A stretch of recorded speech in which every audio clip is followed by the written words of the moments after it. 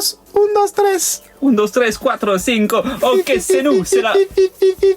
Ok, j'imagine qu'on commence comme ça. Ah bah vas-y si tu veux, c'était pour faire un test, mais allez. Bonjour. Bonjour à tous, bienvenue dans Culture Pot. L'émission des poteaux. L'émission des poteaux, votre podcast préféré ever. Écoutez, vous connaissez le topo maintenant, on tire un sujet au hasard. Exactement. Le tirage au sort. Qui avait tiré? Je me souviens plus. Alors que j'ai écouté le dernier épisode, genre il y a 2 jours. C'est moi qui avais tiré. C'est à mon tour. L'heureux élu sera... Ah c'est toi, ça c'est sûr. Oh, bah ça tombe bien. C'est un peu une vidéo qu'on est censé tourner aujourd'hui. Ah. Les jeux de cartes à collectionner. Ah bah voilà, let's go. C'est intéressant comme sujet. Bah écoutez, qu'est-ce qu'un jeu de cartes à collectionner? Tout le monde le sait. Alexis est en train de bailler. La fatigue prend le dessus. Ouais, bah du coup, les jeux de cartes à collectionner, c'est un système créé par des capitalistes pour vendre des bouts de carton hors de prix à des enfants. Je suis un enfant. On est tous les deux des enfants. J'ai des cartes à collectionner, certes. J'en ai eu beaucoup trop. Je suis tombé dans la hype. Je vais pas dire que c'était trop tôt, mais en vrai j'avais genre, je crois 15 ans quand je suis tombé dedans. Ah oui. Et j'ai beaucoup collectionné. Et alors que mine de rien, en fait, j'y connais rien en vrai. Comment ça, tu connais rien, toi? Oui. Sérieux? Je te jure. Je bois mon jus d'orange en même temps. Il y aura des bons sons dans le podcast. Miam miam. En vrai, bon du coup, je pense que les gens avaient compris s'ils regardent nos vidéos. Tes vidéos, pardon. Oh. Je suis en mode, oh. J'ai pris ta chaîne en otage. C'est notre chaîne maintenant. Mon icône, non, c'est sa tête chauve là. Je te jure. Mais du coup, s'ils ont vu la vidéo qu'on a fait ensemble sur les TCG, les gens doivent savoir que je pense que je suis un gros joueur de Magic. Enfin, TCG. TCG équivaut à Trading Card Game, qui est du coup cartes à jouer et à échanger, ouais. En gros. Et du coup, moi, j'étais un gros joueur de Magic. Je pense que c'est le seul jeu auquel je jouais. Alors qu'en vrai, bon, moi, je connais les règles forcément. Par contre, tout ce qui est genre connaître les méta du jeu. Donc pour ceux qui savent pas ce que c'est une méta, c'est genre en gros la manière de jouer des cartes ou comment agencer un meilleur deck. Ouais, voilà, c'est ça. Genre comment créer vraiment ton deck et tout. Ouais. Ça, déjà de 1, j'y connais absolument rien. Le lore de Magic, c'est pareil. Moi, je suis content parce que des fois, ils font des collabs avec Seigneur des Anneaux ou les Cowboys. Du coup, je suis en mode c'est trop bien. C'est bon fait avec les pirates. Alors, je suis pas au courant, mais ça m'étonnerait pas. Let's go. On est sur un bon épisode là. Il va être marrant celui-là. Ouais, ben écoute, moi je suis tombé dedans. Bah, je suis pas vraiment avide collectionneur de tout ce qui est ça, mais quand j'étais petit, c'était vraiment la mode des cartes Pokémon. Et du coup, une fois, j'ai demandé à ma mère de m'en acheter à la papeterie qui était à côté de l'école. Et on s'est rendu compte que c'était genre 5 € un paquet de cartes en carton. On était outrés. Enfin, elle surtout, parce que moi j'avais pas la notion. Toi t'avais 5 ans, tu savais pas. Voilà, c'est ça. Mais maintenant, je crois que c'est encore plus cher qu'avant. Oui. Et ouais, et puis je me suis dit, c'est quand même 5 € pour juste 5-6 cartes. Du coup, c'est 1 € la carte. Et j'ai jamais vraiment compris l'intérêt. L'intérêt, je le comprends, mais l'attrait aussi. Mais le fait de dépenser tes sous dedans, je comprends pas en fait. Bah. Moi j'ai dépensé, mais j'ai pas cette logique. En fait, je suis moins du genre à vouloir aller acheter les boosters complets, tu vois. Genre quand j'étais gosse, il y avait une boutique de jeux de société juste à côté de chez moi. Et eux, ils vendaient les cartes à l'unité. Et du coup, j'allais vraiment fouiller dans les cartes. Alors, c'était de l'occasion forcément, parce que c'est à l'unité, donc c'est des cartes qui ont été revendues. Ouais. Mais ce truc-là m'attirait plus, même si j'avoue que ça restait quand même cher, parce que des fois, il y avait des cartes qui coûtaient genre 2 ou 3 €, tu vois. Ça reste super cher pour une carte toute seule. Mais cet attrait de je vais prendre un booster au hasard et le sortir. Par contre, je trouve que cette idée, elle est. J'allais dire bonne, mais non, c'est pas une bonne idée en tant que client. Mais en tant que entreprise, c'est une super bonne idée de faire du booster. Gros mec qui veut bien s'enrichir et s'engraisser là. C'est une idée de fou de faire du booster comme ça, parce que les gens vont dépenser leur argent comme des dingues. C'est ça. Par contre, en tant que joueur, c'est un enfer ce truc. Oui. Genre, faut vraiment se rendre compte que t'es quelqu'un qui veut créer ton propre deck. Tu vas aller sur le net, tu vas checker toutes les méta possibles et tu vas dire ok, moi j'ai mon deck parfait. Je suis un mec qui veut jouer, je sais pas quelle couleur dans Magic. Je vais aller acheter les cartes qu'il faut. Sauf qu'un deck, c'est minimum 60 cartes. Oh. En vrai, il y a des jeux, c'est 30 ou 40. Ouais. Mais pour avoir une bonne méta, la plupart du temps dans les jeux, on conseille 60 cartes, je crois. Je sais des conneries, mais. Ok, ouais. Il me semble qu'un bon deck, c'est entre 30 et 60, ouais. Ça marche. Donc, c'est-à-dire que tu vas devoir aller acheter. Je crois qu'un booster maintenant, c'est genre 12 cartes dans un booster. Ouais. Donc, tu vas devoir aller chercher au moins 30 balles de booster, je crois, un truc comme ça. J'avoue 30 que balles ça- de booster. Sans être sûr d'avoir les cartes qu'il te faut. Bah ah oui, c'est parce que c'est ça. Bah oui, c'est ça le twist, c'est que C'est tu ça sais pas qui ce est qu'il y a dans ton booster. Tout est random, c'est dans des petits sachets en plastique. Et puis, qui sait, tu peux avoir une carte rare, une carte épique, une carte légendaire, brillante aussi. Hein. Et Et c'est là- souvent, les deux sont pas raccords d'ailleurs. C'est pas parce que c'est brillant que c'est légendaire, inversement. Ah oui, faut oui, le rappeler. c'est ça. Oui, parce qu'il y a un taux de rareté et un taux de, je sais pas en fait, il y a un taux de rareté quoi. Et ce qui fait que justement, ça rend la chose assez intéressante et un enfer pour les collectionneurs parce que il faut avoir les bonnes cartes et les meilleures cartes sont chères. Forcément, les cartes légendaires ont un drop rate beaucoup moins important que les cartes communes. Ça tombe sous le sens et du coup, il faut acheter des boosters, ou alors il faut acheter à l'unité. Et c'est là que tu vas acheter ta carte qui brille 200 €. C'est Alors que tu aurais pu acheter, je sais pas moi, une trottinette. Ah, c'est vrai, c'est pas pris. Ouais, bah voilà. Mais tu savais que j'en ai parlé il y a pas longtemps en plus avec un pote. Je crois que c'est Post Malone qui a acheté une carte Magic, genre 1 million de dollars, un truc comme ça. Il avait pas acheté le Black Lotus, je crois. Alors le Black Lotus est acheté et je crois que c'est lui aussi, ouais, effectivement, mais je pensais pas à celle-là. Parce que du coup, je crois que c'était l'an dernier, donc en 2020, j'arrive plus mes années, je compte plus mes années, 2023. Ouais. En 2023, ils avaient fait du coup l'extension Magic Seigneur des Anneaux. Et Ah, ils la avaient unique. fait, ouais, Ouais. en fait, ils ont sorti une carte qui était dispo qu'en Angleterre. Et le délire, c'était d'en faire vraiment la seule carte Magic anneau unique du coup Ouais. par rapport à la ref. Et je crois qu'il a acheté ça genre un bon million de dollars, je crois, un truc comme ça. Ah, C'est un purée. truc de zinzin. Après, bon, j'ai envie de dire, de toutes les personnes du monde qui est fan de ça, c'est le seul qui pouvait se l'offrir, je pense. Oui, non Tu mais vois. c'est clair, mais ça reste hallucinant. Non, mais c'est clair. Surtout que des fois, c'est des cartes qui sont même pas jouables au final. Parce que je sais que l'anneau unique, il est pas jouable, hein. Parce que je crois que c'est écrit en elfique, En plus. le truc qu'il fait. Il faut Donc c'est savoir le vraiment en lire. mode déco, tu vois, c'est vraiment en mode déco, genre la carte. Bah purée. Ouais. Ouais. Je trouve ça fou en vrai. Parce que en vrai, c'est un univers dingue. Et je suis content de suivre un peu de loin, mais pas d'être pas dedans à fond. Parce que j'ai failli tomber dedans à fond, quand l'Orcana est arrivé. Parce qu'on m'en a parlé, c'était une ancienne collègue à moi qui m'en a parlé. Et elle m'a montré des photos des cartes. Et j'étais genre, Ouais, elles sont jolies. Et Très jolies. c'est genre, les illustrations, elles sont trop belles. En plus, tu vois, c'est pas les trucs tout faits que, tu vois, le Mickey de base, tu vois la photo, c'est lui avec les bras sur le côté comme ça, et qui sourit. Non, c'est un Mickey original, dessiné par un artiste de fou. Et c'est des trucs comme ça, et c'est dans des situations qui sont pas communes au film. Et du coup, j'ai trouvé ça super intéressant parce que ça se démarque. C'est pas un truc qui est genre. Oh, je prends le Pluton devant la maison de Mickey. On va faire une carte la maison de Mickey. La maison de Mickey. Une carte ton Mickey. Voilà, avec le modèle 3D qu'on utilise depuis des années. L'argent. Et non, pour une fois, Mickey ne s'est pas forcément tourné vers l'argent et la facilité. L'argent, oui, mais la facilité, pas vraiment. Du coup, voilà, je m'en suis un peu détaché parce que on a fait une partie ensemble et je me suis rendu compte que c'était pas fou. Ouais. Et c'est un peu ça le problème, je pense, parce que toi, t'es quelqu'un qui ne joue pas au TCG avant. T'avais Voilà. pas joué au TCG avant, je crois. Non, jamais en vrai. Et déjà, toi, t'avais pas aimé, sachant que moi, qui joue au TCG, j'avais aussi trouvé ça un peu bateau, l'Orcana. Et je pense que le gros problème que j'avais avec l'Orcana, j'en avais parlé avec Alan, encore une fois, j'ai l'impression que ce mec était un running gag de l'émission. Ouais, il faudra l'avoir Un jour, faudra dans l'épisode, l'inviter. Et du coup, on avait parlé avec lui, qui est un gros joueur aussi, et il a trouvé le truc qui me dérangeait avec l'Orcana, c'est le fait qu'il n'y ait pas d'interaction entre les joueurs. C'est vraiment, je fais mon tour, tu fais ton tour. Je fais mon tour, tu fais ton tour. Et c'est pas intéressant, tu peux pas emmerder le joueur, etc. Ça, c'était un truc. En fait, c'est un truc de base qu'il y a dans quasiment tous les TCG de la Terre, Ouais. au final, de pouvoir bloquer l'adversaire pendant qu'il joue, Ouais. de le faire chier. C'est un truc qui permet de faire des game changers assez vénères. Dans l'Orcana, il n'y avait pas ce truc-là. C'est un peu dommage. Ouais, c'est dommage. Après, je pense qu'ils ont voulu peut-être se démarquer. Oui. Ou alors, parce que Disney est très vanilla, hein, ils ont envie de plaire à tout le monde, du coup. Il n'y a pas de violence, hein. Les gens, ils s'attaquent pas. Non. Si tu fais ton aventure, tu récoltes de l'encre. Ouais, c'est un Voilà. Bah franchement ça c'est un peu naze parce qu'il y a plein de manières de faire des trucs intéressants. Bah je pense notamment à un jeu qui est sorti quelques temps après l'Orcana, Oui. qui est le jeu de cartes Star Wars, où ils ont eu cette idée qui est très cool et qui je trouve qui aurait trop bien collé à l'univers Disney. C'est qu'en fait le jeu de cartes Star Wars il se joue sur deux plans. T'as un plan terrestre et un plan spatial. Et donc en fait pendant que tu vas te battre contre l'adversaire, tu vas décider de ce que tu vas attaquer. Le but du jeu c'est de détruire les deux bases adverses, donc la base spatiale et la base terrestre. Yes. Tu vas venir attaquer avec des cartes qui du coup ne peuvent se jouer que sur certains plans, ou des fois les deux en fonction. Donc ça déjà c'est super intéressant, ça fait plein de game changers, ça fait que t'as deux parties en même temps sur une seule. Donc ça c'est super intéressant je trouve comme concept. Mais surtout, en fait ces bases, elles te donnent des bonus et des malus selon ce que tu vas jouer, et elles vont en gros modifier tes cartes. Et notamment, c'est une idée qui pourrait être trop bien dans l'Orcana. Parce que par exemple, j'en sais rien, admettons tu te retrouves à te taper contre Mickey dans l'univers Les Indestructibles. Ouais. Et ben tu vas avoir des bonus, par exemple, je sais pas, tes cartes elles ont des capacités liées aux indestructibles, ou genre elles chopent des super pouvoirs, ou ce genre de conneries, tu vois.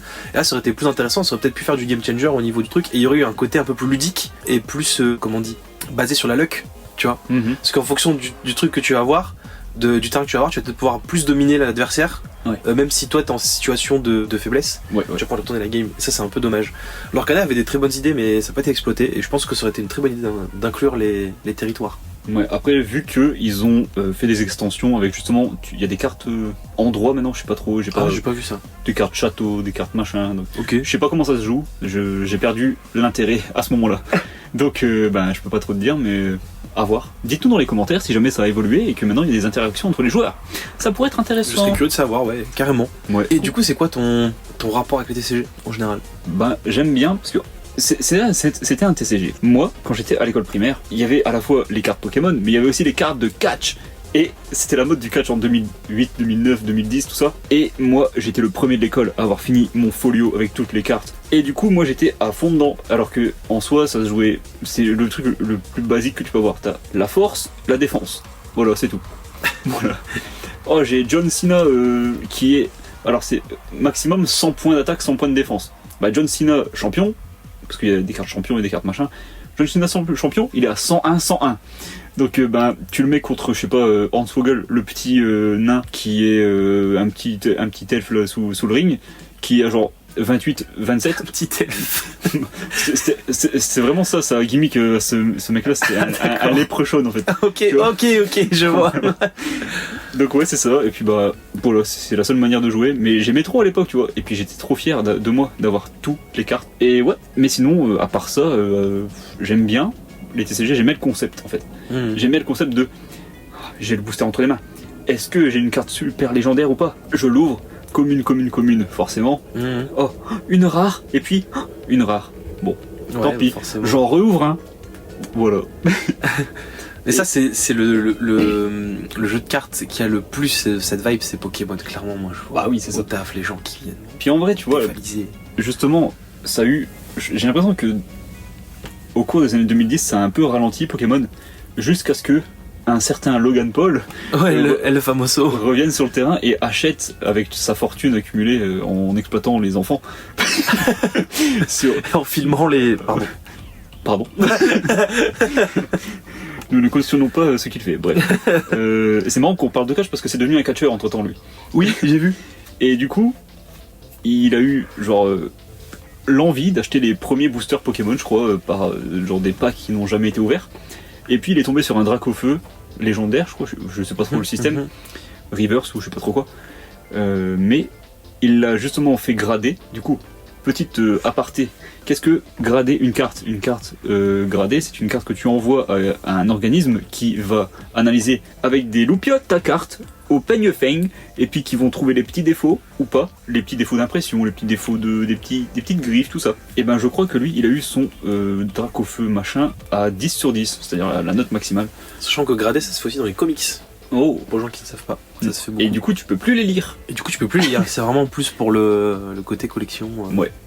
Mais du coup, ouais, il a eu sa carte, du coup, protégée dans une sorte de, je sais pas, plexiglas ou je sais pas trop quoi. Ouais, avec la note dessus. Ouais. Et il me semble, parce que je regardais pas encore le catch à ce moment-là, mais il me semble qu'il l'avait mis autour de son cou pendant des entrées de catch à lui. En vrai, c'est stylé. Genre, c'est un concept trop marrant. Mais ouais, je sais plus où je voulais en venir. Tu sais que c'est lui qui avait relancé un peu la hype. Il y a eu une resurgence de Pokémon grâce à Logan Paul. Et justement, j'ai l'impression que les prix ont explosé. Oui. Et qu'avant, c'était pas mal coté. Mais depuis, c'est insane. Genre, du coup, encore une fois, je vais mentionner mon pote Marco parce que c'est lui qui connaît tout ce qui est Pokémon. Il s'y connaît en cartes. Et il a pu se faire des petits sous en vendant des cartes qu'il avait ouvertes à l'époque, genre 2018, un truc comme ça. Il les avait achetées, il les avait gradées. Genre, il y a eu un Dracofeu shiny, je crois. Vraiment un truc collector de fou. Et il l'a vendu, je crois, 200 ou 300 ou peut-être même 400 balles. Tu peux les revendre super cher. Ouais. Et ce qui est vachement triste en plus, c'est que les Pokémon, c'est vraiment cette réputation, je trouve, de jeu qui se collectionne et c'est tout. Alors qu'en vrai, pour avoir testé le jeu avec mon petit frère qui voulait apprendre à jouer, il est super bien le gameplay. En vrai, c'est très cool. Parce que tu dois en fait t'as des Pokémon sur le banc et tu peux les poser. En fait tu peux jouer que un Pokémon par un Pokémon, donc il faut savoir gérer ton équipe et tout. Ils ont vraiment réussi à retranscrire le feeling du jeu dans le jeu de cartes, c'est trop bien, stylé. ça. Mais en fait je pense que 90% des gens qui achètent des cartes Pokémon ne savent pas jouer à ce jeu. Je pense. Et j'avoue que ça c'est le truc qui me dérange le plus avec les TCG. C'est les gens qui collectionnent sans y jouer. Parce que du coup il y a ce côté... moi je trouve ça un peu triste, justement, de revenir à ce sujet-là, de payer 6 balles tes 12 morceaux de carton pour les mettre dans un classeur et ne plus jamais y toucher. Quitte à mettre 6 balles dedans, utilisez-les, genre vraiment joue avec, tu vois, fais un effort. Ouais. Après moi c'est parce que j'ai cette mentalité de joueur, je pense. Je sais pas ce que mentalité de collectionneur. En tout Moi- cas dans ce genre de truc j'ai cette mentalité-là. Ouais. Moi j'ai une mentalité de collectionneur justement, parce que je sais pas, j'aime bien accumuler des trucs en plastique et en carton. C'est vraiment mon truc, je sais pas pourquoi, ça doit être de l'autisme caché, mais en tout cas voilà. Et c'est quelque chose, en vrai je m'en détache en ce moment parce que j'ai plus vraiment, enfin je suis plus vraiment autant matérialiste qu'avant, vraiment je me détache de tout ça. J'ai besoin, en fait, si ma chambre se vidait, bah, je dirais pas que je m'en foutrais, mais quasiment, tu vois. Mais je comprends cette mentalité de je veux acheter ce booster de manière à ne pas trop l'abîmer, de prendre mes cartes doucement, de les enlever doucement pour voir si j'ai la carte de fou et de pas l'abîmer et de la mettre sous protection. Et comme ça protège et ça préserve une partie de l'histoire en fait. Je comprends les deux points de vue. Voilà. Mais ouais. C'est vrai que moi de base, quand j'ai vu l'Orcana, j'ai juste voulu les acheter pour les collectionner. Et pour la seule et bonne raison que j'ai vu une carte légendaire de John Silver de la planète au trésor. Et donc j'étais obligé de les acheter. Bon, T'as pas réussi à l'avoir du coup d'ailleurs. spoiler, je l'ai jamais eu. Mais ce qui est drôle, c'est que au moment où je les ai achetés, parce que moi je les ai eu en avant-première, du fait que je travaillais à Disneyland avant, j'ai pu ouvrir des boosters comme ça, genre Day One, et à ce moment-là, personne ne savait qu'il y avait des cartes genre obscures, genre secrètes. Et puis j'en ai tiré une, et je savais même pas. Et du coup, j'ai même pas. Je me rappelle, j'étais dans mon lit, j'ai ouvert, j'ai fait oh, elle est jolie celle-là.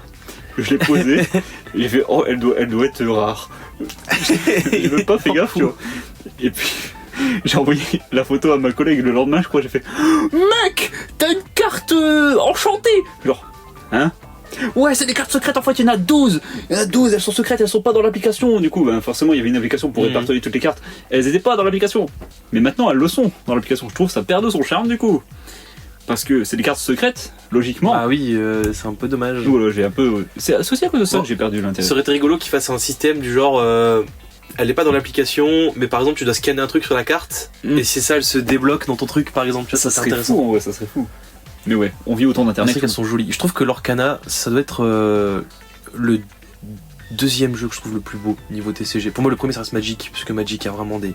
Vraiment, les gars, si vous êtes passionné de peinture et de dessin en général, foncez Théma, les artistes de Magic. Genre, moi je sais que Magic, je tombe amoureux de ce jeu de cartes, surtout par rapport aux illustrations, qui sont juste incroyables. Et je pense que les trois quarts des trucs que j'ai appris en termes de.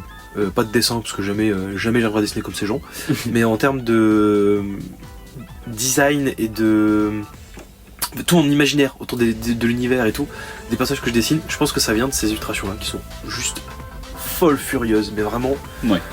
Il n'y a pas un artiste Magic qui est pas monstrueux, mais vraiment c'est trop beau. Et du coup pour moi c'est vraiment Magic, c'est le top 1, et en top 2 il y a quand même l'Orcana qui a des cartes mais super belles. Je trouve que ça manque juste de cartes un peu plus... En fait dans Magic t'as des cartes qui sont très contemplatives. Parce que comme dans Magic tu as différents systèmes, t'as les artefacts, les créatures, et t'as des cartes qui sont un peu des cartes événements entre guillemets. Tu vas les poser pour aller faire chez l'adversaire, pour lui piquer des cartes, faire baisser des points de vie, etc. Et ces cartes là souvent sont un peu plus inventives, parce que c'est juste une phrase, et c'est l'illustrateur après de design autour de ça. Oui. Et du coup il y a un peu plus ce côté stylé, alors que dans l'Orcana, bah forcément c'est des trucs Disney. Donc même ces cartes événements, tu vas faire le lien entre le design et puis l'illustration. Ouais. T'as un peu moins d'imagination quand même. C'est vrai, bon après c'est forcément si tu connais le film et tout. Mais c'est vrai que moi, je suis pas un énorme fan de Disney, je connais vachement bien quand même. Mais il y a des cartes, j'étais genre, ça vient de quoi ça? Tu vois, parce qu'en fait c'est dessiné d'une certaine manière. Admettons, tu peux avoir un Aladdin qui a un costume qui n'a jamais été vu dans le film, ni dans même n'importe quelle pièce d'art qui est sortie par la suite. Et je trouve ça fou. Et c'est genre, tu peux aussi avoir des cartes objets, c'est genre mais c'est quoi le canon de machin? J'ai jamais vu ça. Ouais, moi je me rappelle, on avait claqué une barre avec mes collègues parce qu'on était tombé sur la carte Zirgouflex. Ah ouais. Et ça, en fait, quand on sait pas d'où ça venait, ça nous faisait juste penser à un nom bizarre pour parler du sgeg. Oh, oh. Et du coup, ça.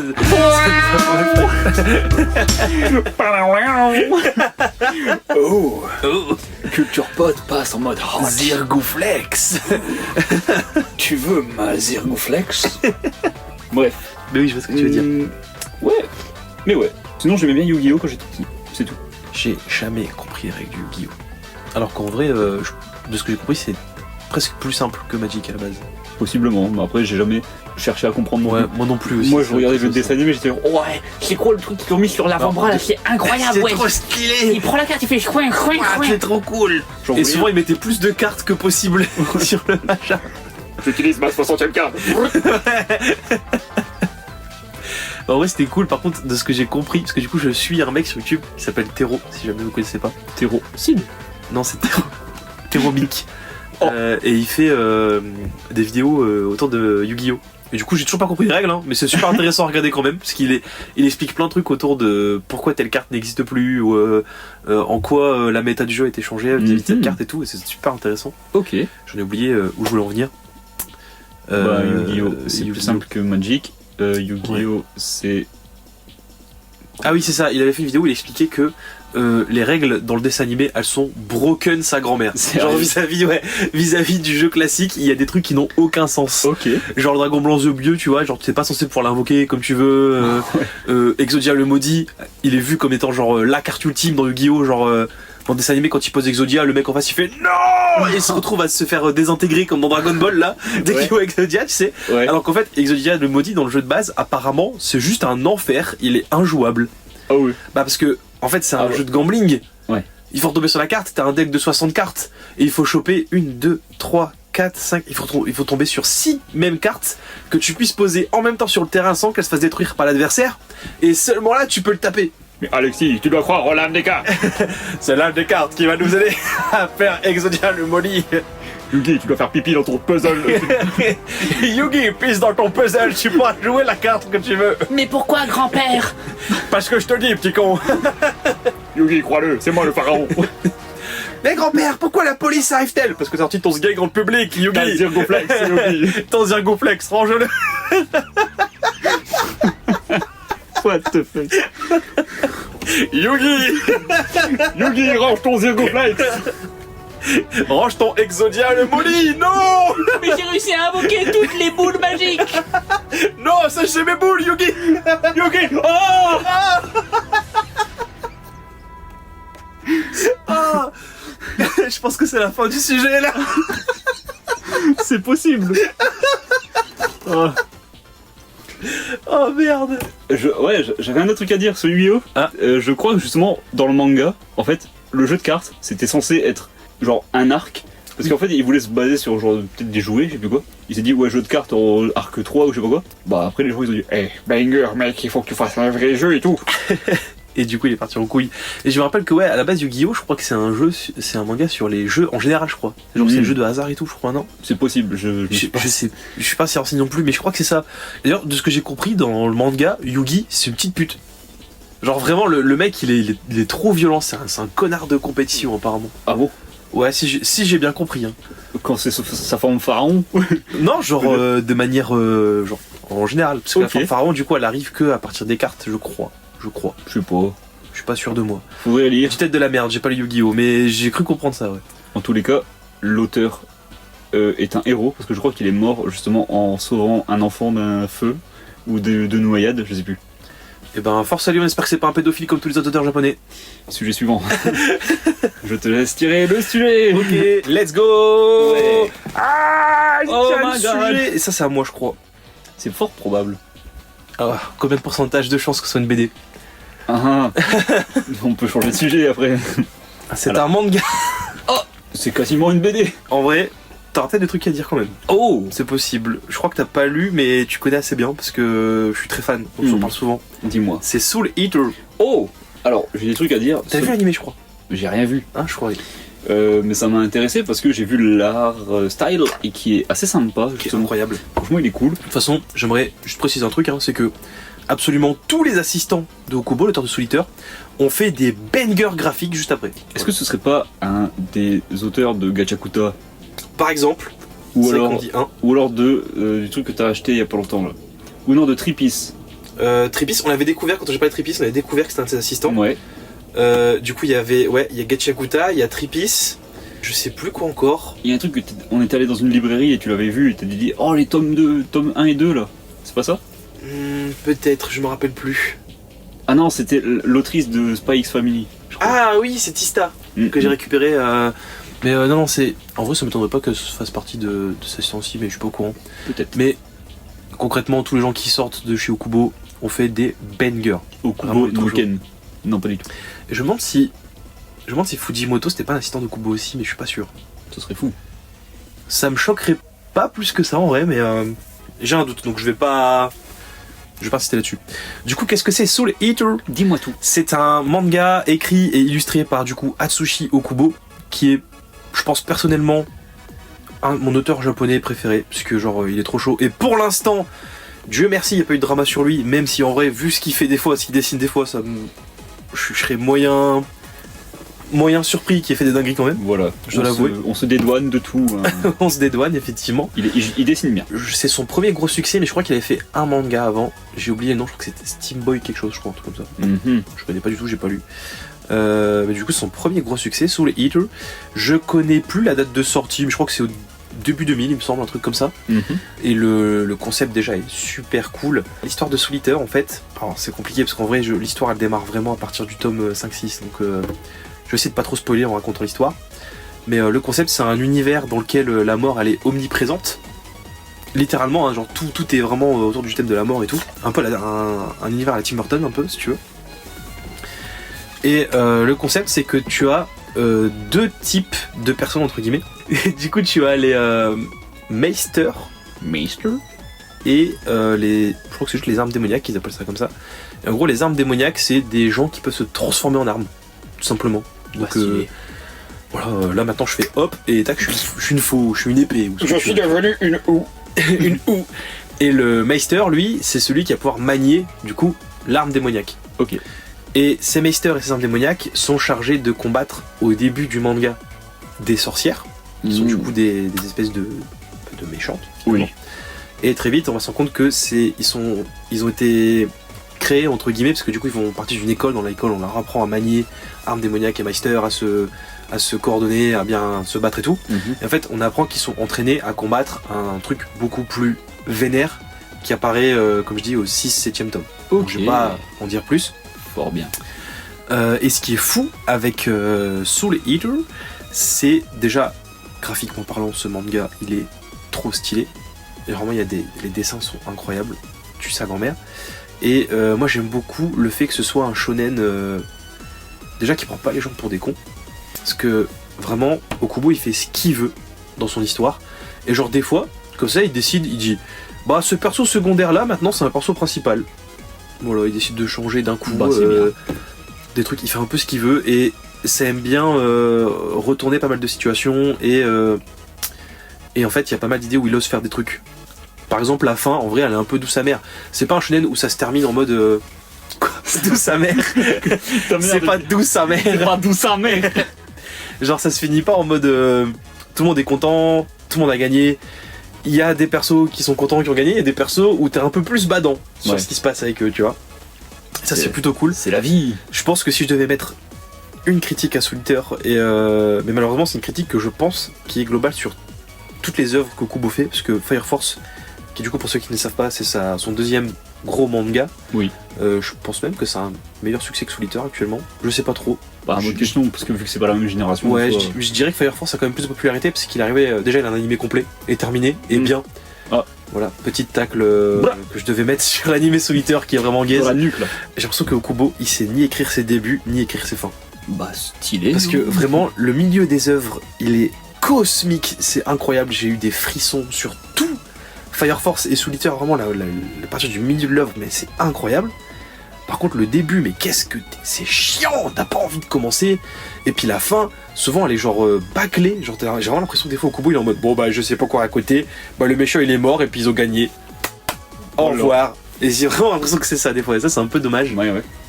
Mais sinon globalement, c'est vraiment incroyable, il faut lire les œuvres de Okubo. Et si je peux mettre un conseil, lisez Fire Force et après Solitaire, parce qu'il y a un petit truc. Mais qu'est-ce que ça pourrait être? Je me demande bien. Et voilà. Et j'ai pas grand chose d'autre à dire, enfin en tout cas pour pas saouler ni toi ni les gens vu que... Soul et Eater. Soul et Eater.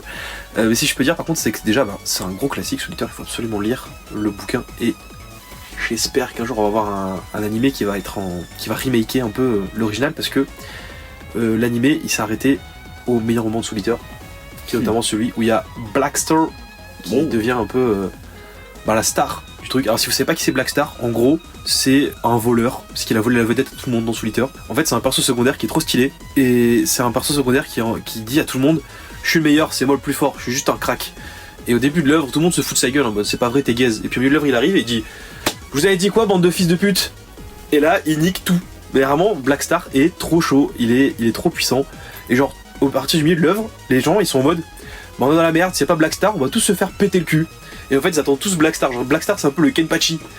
Faudra que je parle de Kenpachi dans cette émission un jour. Je pense que je vais pas faire un sujet Bleach, je vais faire un sujet Kenpachi. Parce que ce perso là vraiment, je pense que c'est un de mes persos de fiction préférés all time, parce que j'aime trop ce genre de personnages qui sont en mode bon voilà, petit aparté Bleach, mais faut que je parle de Kenpachi parce que j'adore ce perso. Amuse-toi. J'adore ce type de perso. Et en fait dans Bleach c'est la première fois, je pense que Bleach c'est mon premier frisson devant un animé. C'est ce moment où t'as Ichigo qui court partout, qui pète sa mère à plein de mecs ultra vénères, et on lui dit alors si tu croises n'importe qui dans la Society, tu tapes contre eux. Si tu croises Kenpachi, tu cours frère, tu cours et tu pleures. Et genre, t'as Ichigo, il se balade, il pète sa mère à Renji, il est en mode je suis trop fort. Et là d'un coup c'est une puissance spirituelle, il fait oh putain c'est lui. Et là il y a Kenpachi qui débarque et t'es en mode gros tu vas faire quoi? Et Kenpachi il le regarde, il fait vas-y tape-moi. Et genre il y a Ichigo qui est là avec son épée de berserker qui fait 10 mètres, il met un coup à Kenpachi, puis Kenpachi il rigole, et il fait tu vas faire quoi enculé? Il lui met une tarte, il tombe par terre. Frère, Kenpachi il est trop stylé, je suis désolé. Kenpachi c'est un perso qui est tellement vénère, il a dit bah pour éviter que je m'ennuie en me tapant contre des gens, je me suis mis des clochettes dans les cheveux pour qu'on m'entende arriver, je me suis éborgné, et dans mon bandeau j'ai mis des trucs qui m'aspirent de l'énergie constamment, je me bats avec une épée. Je connais même pas le nom de mon épée, genre je me bats avec une épée rouillée et je laisse toujours l'adversaire me taper en premier.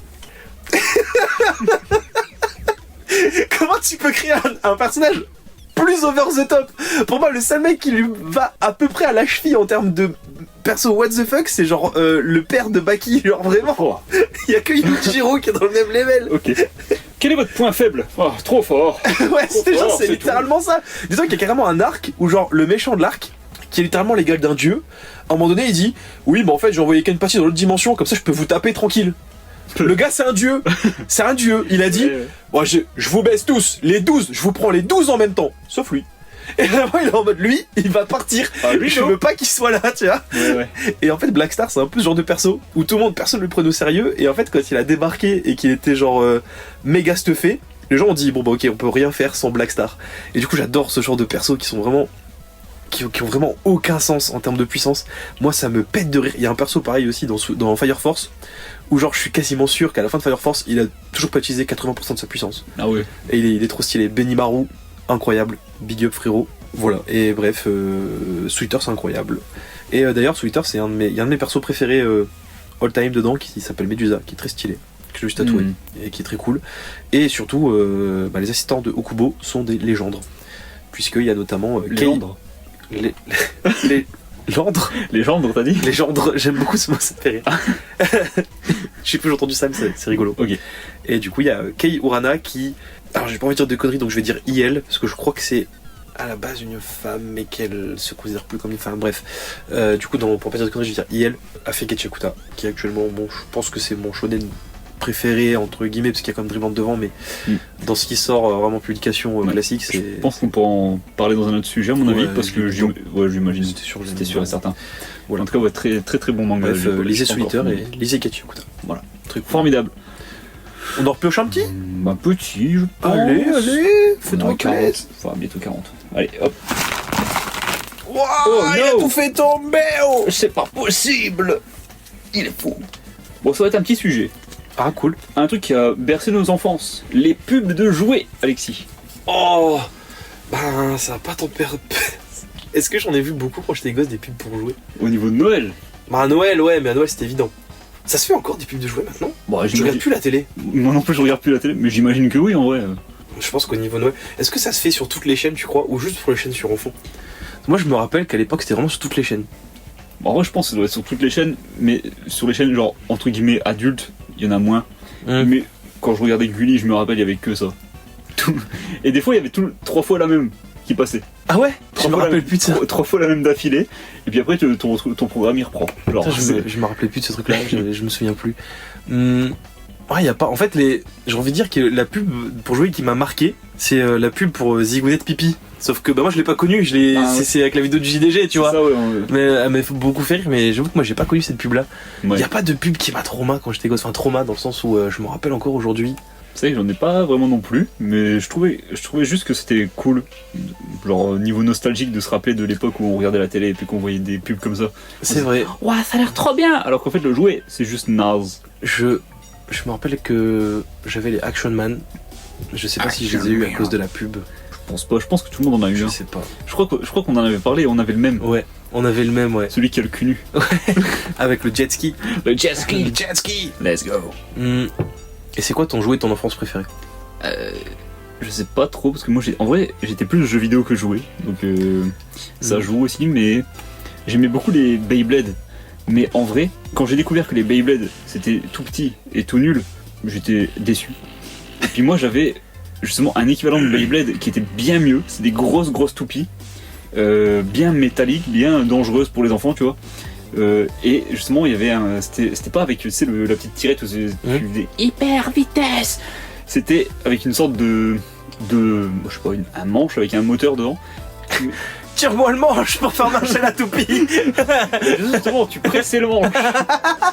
En fait, t'avais le manche dans la main. Et tu mettais J'ai 5 ans. Et puis la toupie, elle était aimantée sur le dessus. Du coup, tu mettais comme ça. T'appuyais, t'avais un moteur et ça tournait à fond. Ah, mais je crois que je l'ai eu. Et après, tu faisais genre un coup de poignet et ta toupie elle décollait. Oui. Moi, c'était les Battle Strikers. Est-ce que c'était ça, toi? Ah, c'est possible. En vrai, je suis pas sûr, mais ce que tu me dis, je connais. Si j'ai pas eu, j'ai vu des gens qui en avaient. Je crois que j'ai juste joué. En tout cas, ce truc qui m'a marqué parce que c'était vraiment trop. C'est genre, tu construis ta toupie toi-même et elle est genre métallique. Et t'es là pour tout dégommer ton truc, tu vois. Et tu parles de Beyblade et tout et de gros trucs. Est-ce que toi aussi t'as fait partie de cette classe de personnes qui voyaient des pubs pour jouer qui étaient beaucoup trop chères? Et genre tu rêvais de les avoir, mais tu savais très bien que tes parents pouvaient pas te l'offrir. Genre le T-Rex blanc là. T-Rex. Je suis sûr que tu vois de quoi je parle. C'était un robot T-Rex tout blanc. Est-ce que Je rêvais d'avoir ce truc. Et il y avait même eu un équivalent avec un robot classique. c'est le genre de robot qui marche tout seul, Ouais. qui te parle entre guillemets? Ouais. Moi, j'avais eu un équivalent. J'ai eu un petit chien. Je crois que j'ai eu le chien aussi. Ouais. Genre tu le caresses là, il fait Ouais. et puis il s'assoit. C'est horrible. Ouais. Et je me rappelle que ce jeu-là, justement, c'était une pub qui m'avait marqué parce que j'étais en mode oh, je veux trop ce jouet. Je crois que j'avais vu la pub aussi. Sauf qu'en fait, genre le jouet il coûtait genre 10 000 euros quoi. Ouais. Au moins. Et je pense qu'il joue 10 minutes et puis c'est tout. Ouais. Mais c'est même pas rigolo comme jouet. Genre on était fan de ça, genre tu l'appuies sur un bouton, il marchait, il faisait bip boop bip boop. Et après Hey. tu le regardais faire. Attends, c'est comme un vrai chien, mais il fait pas caca. Et tu n'as pas à le nourrir. C'est tout pareil, C'est tout fou, pareil, ça. c'est incroyable. Il me le Oh. faut. Je veux le même. Et là tu dis, oh bah il a pas de poils, il est pas doux, il m'aime pas vraiment. Du coup, ben je l'aime plus. C'était vraiment ça en plus. Mais Je ouais. me rappelle que ouais, ce jouet m'avait marqué. Et après, c'était quoi le jouet que j'ai préféré quand j'étais gosse? Est-ce que les Lego ça rentre dedans? Je pense, hein. Du coup, je pense que c'était les Lego. J'étais très fan de Lego. Je jouais beaucoup avec les voitures Hot Wheels aussi. J'en avais aussi. Justement, ce qui était drôle, c'est que moi, quand j'étais petit, vraiment tout petit, je jouais dans la baignoire avec. Et Ouais, du bah, coup, moi aussi, je pense que c'est un truc qu'on faisait tous. la baignoire, elle était rayée. Ah ouais? Il y avait tu sais, des traits rouges, des traits bleus. Désolé, papa, Elle maman. avait des teints sur la baignoire. genre. Je te jure. Parce que je crois que je faisais trop genre. Ouais, j'étais un peu fou quand j'étais petit. Maxime le fou. Ça a pas changé. Ouais, bah je crois que c'est à peu près tout. Y a rien qui me vient pour le moment. Rien d'autre qui me vient non plus. Je pense que c'est un bon petit épisode. Ouais, on s'arrête là-dessus. Ouais. On s'arrête là-dessus. Allez. Un petit mot de la fin, Alexis. Petit mot de la fin. Zigounette pipi du coup. Zigounette pipi. Hyper vitesse.